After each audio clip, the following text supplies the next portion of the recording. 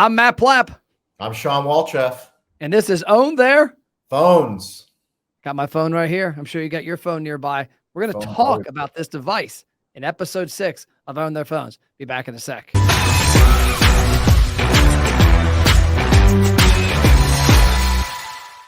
So, Shawn, I'm the visionary of America's Best Restaurants. You're the independent operator of Cali Barbecue and Cali Barbecue Media.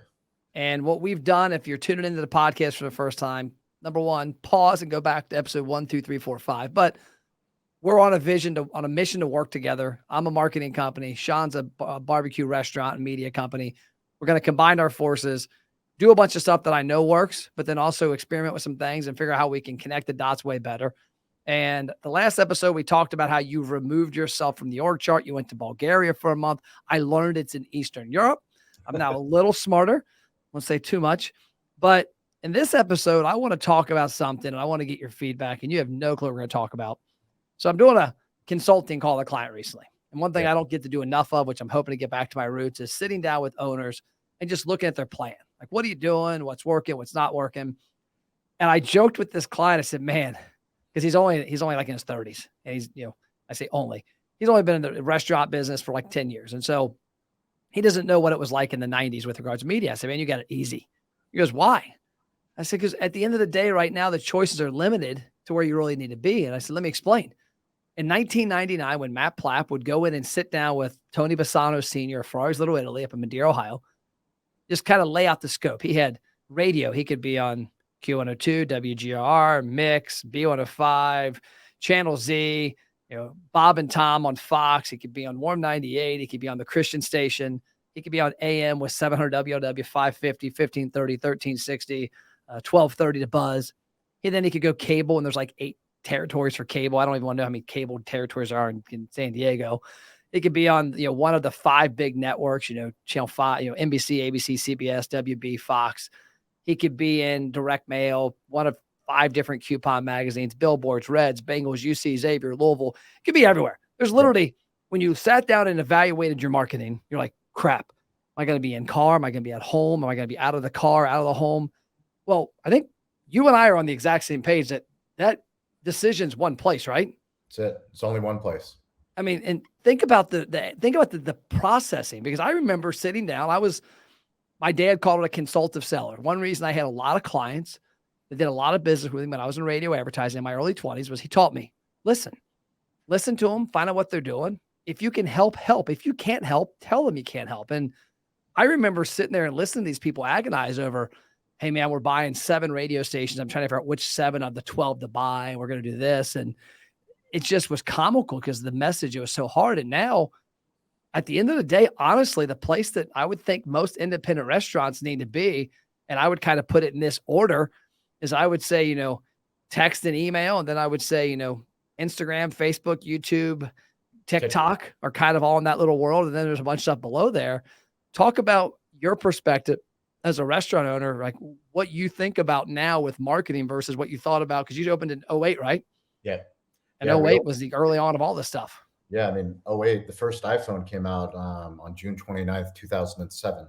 The reason that I know that is because my son was born on June 29th, 2017, 10 years later. And I was in the hospital searching, what significant happened on this day. And I learned that that's when the iPhone came out. And it was kind of an aha moment when I think about our restaurant and, becoming a father and, being a family man and having a family business, but thinking about all the things that changed because of that smartphone, because of the phone.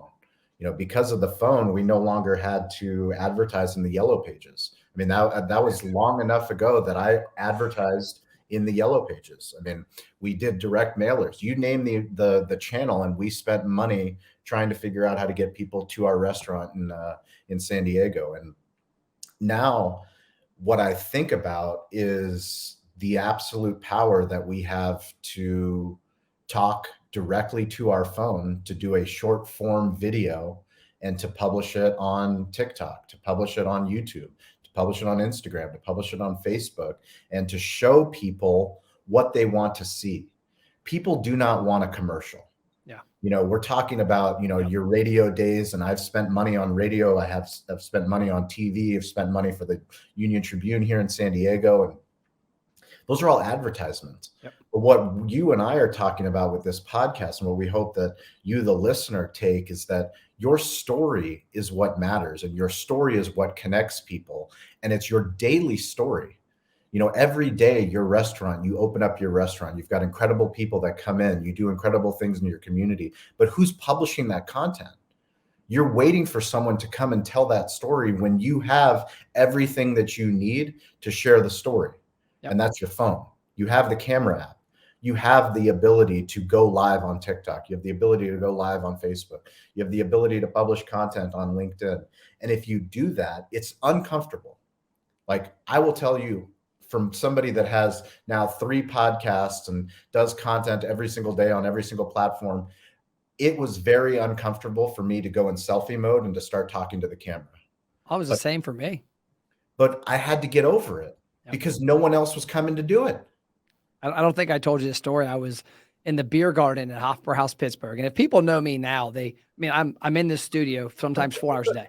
So I've done probably, no shit today, 25 to 30 videos already. We had a big session of stuff for a membership site, which I can't wait to show you for clients. Awesome. And I remember on Hofbrauhaus, Pittsburgh's beer garden, and I wanted to do this commercial about leveraging social media for your phone. And I was really unsure of how to do it. And I'm out in the beer garden. I went to the far corner where there were no customers. Like, I didn't want somebody looking at me like, what is this dumbass doing on his phone?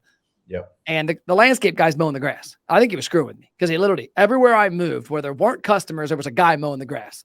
And I'm like, how am I everywhere? So I finally had to suck it up, go in the middle of the beer garden and say, hey, what's up? It's Matt Plapp. I want to talk about boom. I had to suck it up. And I felt weird about it. And it was uncomfortable. And I hated how I looked and how I sounded and this and that. But I got to a point where I got comfortable with myself. And now I'm like, man, what did I miss? Because I didn't get big on my own content, oddly enough, till probably 2016, 17. And a buddy of mine, Billy in San Diego, says, Matt, you were Gary V before Gary V. You just weren't recording it. Yep. And that just is painful. But, best time to plant a tree was 20 years ago. Second best times today. And it's amazing what's at the fingertips. And what brought this topic up to me was we had a pool party a couple weeks ago. I said pool party because I was doing an interview with somebody and said swimming party. He said swinging party. He thought I said swinging. I'm like, no, swimming. But my wife, me, Paige, her boyfriend, Cole, 2 of his buddies, and then David from my team, we were all swam, played a little pool basketball, grilled out, had some food. And when we got done, I looked around and we were all wiped out. We were out there for 3 hours. Looked around and everybody's on their phone.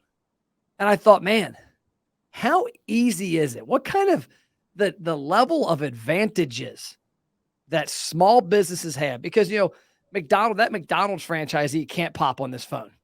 They've got some handcuffs on them from corporate, and most of those do. We've worked with franchises, and there's some stupid rules, but it is what it is. An independent, my 46-year-old wife, my daughter who's 20, my dad, if he was there, would have been on his damn phone as well. Everybody that you could possibly want to come to your restaurant is able to be reached on this phone, and every platform that they're on is free. Yep. And so even if you're an average person at creating content and you get 10 people a day to look at your crap times 4 or 5 channels, 50 people a day times 365 days a year times 5 years, I call it stacking attention. Yep. You just keep stacking.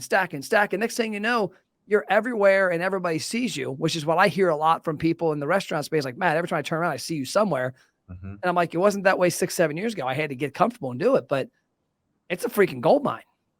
Yeah. It's, when I was in Bulgaria, I was doing these village lessons. So I would do some content for TikTok and for Instagram, for LinkedIn, just basically things that I was learning as a city boy being in the village. And wasn't there one about like picking tomatoes? Picking tomatoes, yes. How to pick a ripe tomato. And my wife made fun of me because I guess you pick a ripe tomato by finding out if it's red. But we did some other videos about watermelons and how to pick the best watermelon from a roadside stand. And the reason I bring up this story is there were 2 different roadside stands that we went to. So we went to one in the city and then one just outside the city. And the first one that we went to, we did a video, we posted it on TikTok, we posted it on Facebook. And then the second one, we went to the stand, and it was another man that owned the stand. And I was asking him, are you on Instagram? Are you on TikTok? He's like, no, I'm on Facebook. I'm like, okay, follow me. We're going to make another video. So I made another video, but I hadn't posted it yet because we hadn't had time to cut the watermelon. But his watermelon was so good that we went back to that stand. Somehow this guy had seen the other video that we had made for the previous woman from the other stand. And he asked me, he goes, hey, I saw your other video. When are you going to post my video about my watermelons? Because my watermelons are better. And I was like, you've got to be kidding me. I will share this story till the end of the time, because literally I'm not following the guy. The guy's like, I have no clue. Yep. But that's what a social network is. Yep. A social network, there's 100,000 people that live in this city, but every village, every person's connected to some other person some way, and the content is there. The attention is there. And the point is that this watermelon stand, two different competing watermelon stands, what do they have the ability to do? Every single day, they could go live and talk about the watermelons that came and literally promote themselves, instead of spending money like you were talking about in the beginning on radio, on TV, in the newspaper. Free. People would find out about these watermelons, why these watermelons are the best. I love it.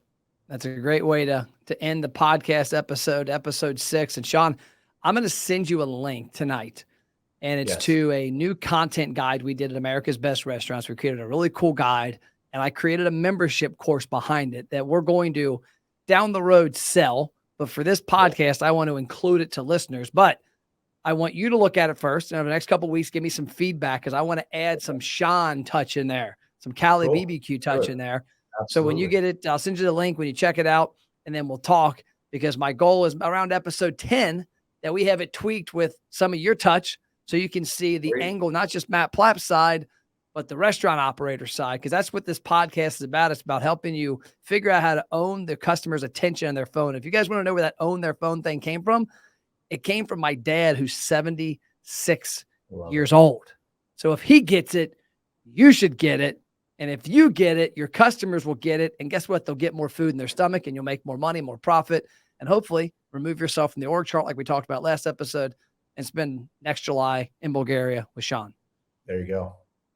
Cool. That's all I got this episode. Own their phone, Shawn. Own their phones. Get it. We'll see you next time.